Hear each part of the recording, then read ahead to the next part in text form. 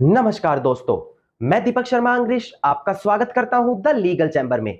अब दोस्तों, आज की इस वीडियो के अंदर हम एक बेहद ही महत्वपूर्ण टॉपिक आप सभी लोगों के साथ यहां पर डिस्कस करने वाले हैं। देखिए दोस्तों, मैं अगर आपको बोलूं कि अगर आप कोर्ट के अंदर अपना दावा डाल रहे हैं और ऐसी स्थिति में अपने उस दावे के भीतर आप कोई जरूरी मांग कोर्ट से करना भूल जाते हैं, यानी कि आप किसी रिलीफ के पाने के हकदार थे, किंतु किसी भूल के चलते, किसी गलती के चलते आप कोर्ट से उस राहत को मांगने के लिए भूल कर बैठे। अब ऐसी स्थिति में आप दोबारा से उस राहत की कोर्ट के सामने अब अपनी मांग नहीं कर सकेंगे। यानी कि दोस्तों, अगर कोर्ट केस के दौरान किसी चीज के अगर आप राहत पाने के हकदारी थे और आप उस चीज की मांग नहीं करेंगे तो आप आगे जाकर उस चीज का हक मांग नहीं सकेंगे। यह चीज मैं आज आपको रेलिवेंट प्रोविजन और ऑनरेबल सुप्रीम कोर्ट की एक बड़ी जजमेंट के साथ क्लियर करके देने वाला हूं। अब दोस्तों, आज की वीडियो आप लोगों को देखना यूं अनिवार्य है क्योंकि अगर आप कोर्ट के अंदर अपना कोई केस फाइल करना चाहते हैं और आप लोगों ने शुरू में ही केस में सावधानियां नहीं बरती तो आप अपना जीता जिताया केस भी कुछ गलतियों के चलते अपने खिलाफ करा बैठेंगे। तो आज की वीडियो आप लोगों के लिए देखना बेहद ज्यादा अनिवार्य है। अब दोस्तों, अगर आप लोगों को हमारी ये वीडियोस अच्छी लगती हैं, अगर आप लोगों को हमारी तरफ से किए गए एफर्ट्स अच्छे लगते हैं, तो मेरा आप लोगों से अनुरोध है, इस वीडियो को आप लाइक जरूर करें, ज्यादा से ज्यादा शेयर जरूर करें और अपना वैल्यूएबल कमेंट सेक्शन में जरूर लिखें। तो चलिए दोस्तों, अब आज की इस वीडियो को हम ज्यादा लंबा ना करते हुए आज की इस वीडियो को स्टार्ट करते हैं।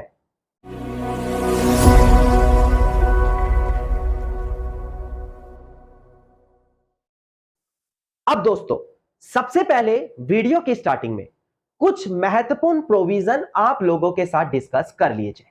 देखिए, सबसे पहले हम बात करने वाले हैं order two rule two CPC, यानी कि कोड ऑफ सिविल प्रोसीजर के बारे में, क्योंकि यही वो कानून है जो बात करता है कि अगर आप कोर्ट केस के दौरान किसी राहत की मांग करने के लिए कोर्ट से भूल जाते हैं तो आप आगे चलकर कोई दूसरा केस फाइल नहीं कर सकते उस राहत की मांग करने के लिए। ऐसा माना जाएगा कि आपने अपनी स्वयं इच्छा से उस राहत को पाने के लिए नकार दिया था, यानी कि आपने अपनी मर्जी से उस राहत की कोर्ट से मांग नहीं की थी और अब आप उसके लिए दूसरा केस फाइल नहीं कर सकते। एक बार डिस्प्ले पर आप ध्यान दीजिएगा, आपको order two rule two CPC अब दिखाई दे रहा होगा। देखिएगा दोस्तों, डिस्प्ले पर order two rule two CPC कहता है कि केस के अंदर, सूट के अंदर आपको सारा क्लेम एक साथ करना पड़ेगा। इसका सब रूल 1 देखिए, यह कहता है कि हर केस के अंदर आपको सभी क्लेम मांगने होंगे जो प्लेंटिफ हकदार है वहां पर मांगने के, जो सेम कोज ऑफ एक्शन से अराइज हो रहा। और अगर ऐसी स्थिति में प्लेंटिफ किसी हिस्से को मांगने के लिए भूल जाता है तो आप वहां पर एक नया सूट फाइल नहीं कर सकेंगे। इसका सब रूल 2 देखिएगा, relinquishment of the part of claim, यानी कि जहां पर प्लेंटिफ अपने किसी क्लेम को इंटेंशनली नहीं मांगता, उसको रिलीफ को नहीं मांग रहा या उसके किसी हिस्से को नहीं मांग रहा, तो ऐसी कंडीशन में वो उसके लिए कोई नया सूट आगे चलकर नहीं मांग सकता जो हिस्सा उसने वहां पर रिलीफ नहीं मांगा। एग्जांपल के तौर पर मान लेते हैं मैंने एक व्यक्ति को 20 लाख रुपए उधारी दिया था।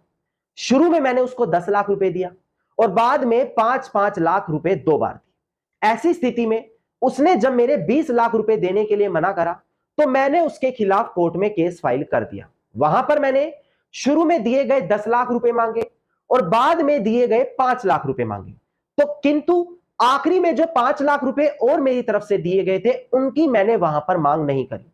तो ऐसी स्थिति में यह माना जाएगा कि मुझे 20 लाख रुपए लेने तो थे, पर मैंने शुरू में जो 10 और 5 लाख रुपए दिए थे कोर्ट से केवल उसी चीज की मांग करी और आखिरी में जो 5 लाख रुपए बचते थे उसको नहीं मांगा, तो उस हिस्से को मैंने जानबूझकर छोड़ दिया। और अगर ऐसा मैं करता हूं तो बाद में बचे हुए 5 लाख रुपए को मैं नया केस फाइल करके नहीं मांग सकता। Order two rule two CPC मुझे उस हिस्से को मांगने से बाढ़ कर देगा, यानी मुझ पर रोक लगा देगा। तो यहां से आपको समझ में आ गया कि कानूनी प्रावधान क्या कहते हैं अगर किसी हिस्से की राहत मांगने का मैं अधिकारी था और उसको मांगने से भूल गया।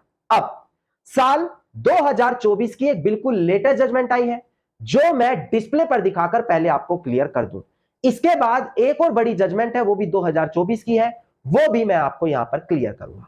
एक बार आप डिस्प्ले पर ध्यान दीजिएगा दोस्तों, देखिएगा केस टाइटल है यूनिवर्ल्ड लॉजिस्टिक प्राइवेट लिमिटेड, जो प्रेजेंट केस में अपीलियंट है, वर्सेस इंडेव लॉजिस्टिक प्राइवेट लिमिटेड, जो प्रेजेंट केस में रिस्पोंडेंट है। ध्यान दीजिएगा, इसका डायरी नंबर है 14716 ऑफ 2017 और डेट ऑफ जजमेंट है हमारी 10 जुलाई साल 2024। तो इसी से आप अंदाजा लगा सकते हैं कि बिल्कुल लेटेस्ट जजमेंट आप लोगों के लिए मैं यहां पर लेकर आया हूं ना।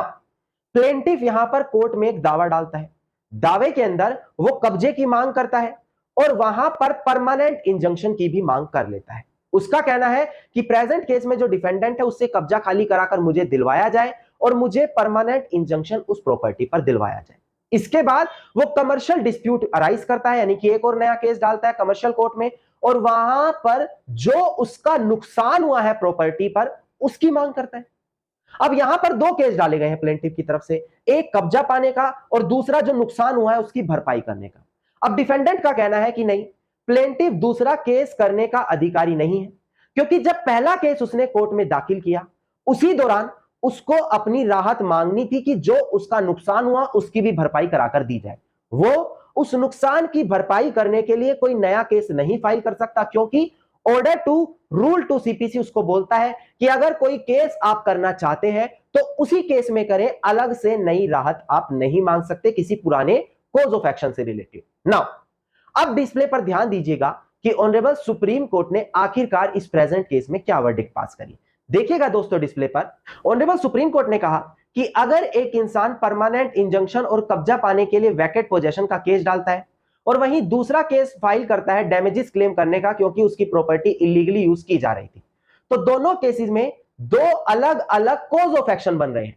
और अगर दो अलग अलग कोज ऑफ एक्शन बन रहे हैं तो वो order two rule two CPC के अंदर बाढ़ नहीं माने जाएंगे। यहां पर बोला गया कि जो इंडेव लॉजिस्टिक प्राइवेट लिमिटेड है उन्होंने ही यहां पर परमानेंट इंजंक्शन और वैकेट पोजेशन का केस फाइल किया और आउटस्टैंडिंग ड्यूज के लिए एक दूसरा केस फाइल किया। तो ऐसी कंडीशन में ये दोनों केस अलग अलग कोर्ट में फाइल हुए हैं और इन दोनों केसेस का यहां पर कोज ऑफ एक्शन अलग अलग बन रहा है। और अगर कोज ऑफ एक्शन अलग अलग बनता है तो हम ऑर्डर टू रूल 2 के अंदर उस केस को नहीं फाइल कर सकते और वहां पर प्लेंटिफ दूसरा केस करने का अधिकारी हो जाता है। कोज ऑफ एक्शन क्या होता है?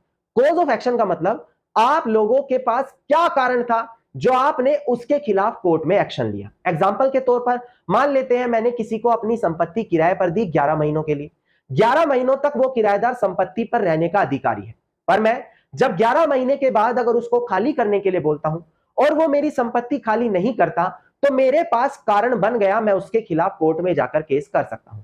तो जब वो मेरी प्रॉपर्टी खाली करने के लिए मना करता है तो मुझे कोज ऑफ एक्शन मिल जाता है। तो यह बोला जाता है कि दोनों प्रेजेंट केस में कोज ऑफ एक्शन अलग अलग थे, तो अगर अलग अलग कोज ऑफ एक्शन बन रहे थे तो उसके लिए अलग अलग केस फाइल किया जा सकता है। पर अगर अलग अलग कोज ऑफ एक्शन नहीं होते तो उसके लिए हम अलग केस फाइल नहीं कर सकते थे, हमें एक ही केस के अंदर राहत मांगनी पड़ेगी। अब दोस्तों इस केस से संबंधित एक और बड़ी जजमेंट थी honourable Jammu and Kashmir Ladakh high court की, वो भी मैं डिस्प्ले पर दिखाकर आपको क्लियर कर देता हूं। ध्यान दीजिएगा दोस्तों, डिस्प्ले पर देखिएगा, केस टाइटल है शकील अहमद कूचे, जो प्रेजेंट केस में पिटिशनर है, वर्सेस मनमोहन लाल, जो प्रेजेंट केस में रिस्पोंडेंट है। ये जो जजमेंट है हमारी 22 सितंबर साल 2023 को पास की गई। अब प्रेजेंट केस में एक बार डिस्प्ले पर ध्यान दीजिएगा कि honourable Jammu Kashmir and Ladakh high court ने इस जजमेंट में क्या कहा। देखिए, प्रेजेंट केस में honourable Jammu Kashmir and Ladakh high court ने कहा कि ऑर्डर टू रूल 2 केवल तभी अप्लाई होगा जब वहां पर सब्सिक्वेंट सूट यहां पर सेम कोज ऑफ एक्शन के चलते लाया गया हो। अगर वहां पर सेम कोज ऑफ एक्शन नहीं है तो दूसरा केस वहां पर फाइल किया जा सकता है। तो ऐसी कंडीशन में ऑर्डर टू रूल 2 वहां पर एप्लीकेबल नहीं होगा। यानी कि दोस्तों अब आपको यह चीज बड़ी ध्यान से समझनी है क्योंकि मैंने जजमेंट क्लियर कर दी। देखिए, अगर आपके खिलाफ कोई कोर्ट में केस फाइल कर रहा है और केस के अंदर वो किसी गलती के चलते कोई एक राहत मांगने के लिए भूल गया, मान लेते हैं आपने उसकी प्रॉपर्टी पर कब्जा कर लिया, वो आपसे संपत्ति खाली करने का केस फाइल कर रहा है आपके खिलाफ, और जब उसने कब्जा खाली करने का केस करा उसने उसी दौरान आपसे कंपनसेशन नहीं मांगा, तो ऐसी स्थिति में वो अलग से नया केस फिर वहां पर नहीं फाइल कर सकेगा क्योंकि वो मेंटेनेबल नहीं होगा। हां, अगर कोज ऑफ एक्शन अलग उसका बन रहा है केवल तभी वो उसके चलते दूसरा केस फाइल कर सकता है। अगर उसने अपने पहले केस में कोई गलती करी और गलती के चलते कोई राहत कोर्ट से नहीं मांगी तो ऐसी कंडीशन में वो दूसरा केस वहां पर नहीं फाइल कर सकेगा।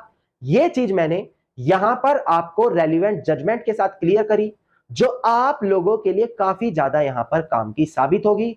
अगर आपका कोर्ट में कोई केस चल भी रहा है तो इस चीज को आप बड़ी ध्यान से वहां पर समझिएगा। धन्यवाद दोस्तों। उम्मीद करता हूं वीडियो के अंदर मिली जानकारी आप सभी लोगों के लिए बेहद ज्यादा लाभदायक साबित होगी। अगर वीडियो में मिली जानकारी आप लोगों को अच्छी लगी तो वीडियो को आप लाइक, शेयर और कमेंट जरूर कीजिएगा। वीडियो से जुड़ा अगर आपका कोई भी क्वेश्चन है तो आप मुझे कमेंट सेक्शन में भी लिख सकते हैं। अगर आप मुझसे किसी पर्सनल टॉपिक पर वीडियोस चाहते हैं तो आप अपना वो टॉपिक मुझे कमेंट सेक्शन में लिख दें। उस टॉपिक पर मैं जल्द ही आप लोगों के लिए एक वीडियो भी लेकर आ जाऊंगा। अगर आप रोजाना अपने आप को हर लेटेस्ट जजमेंट से अपडेट रखना चाहते हैं तो चैनल को तुरंत सब्सक्राइब करके नोटिफिकेशन बेल आइकन आप जरूर दबा दें।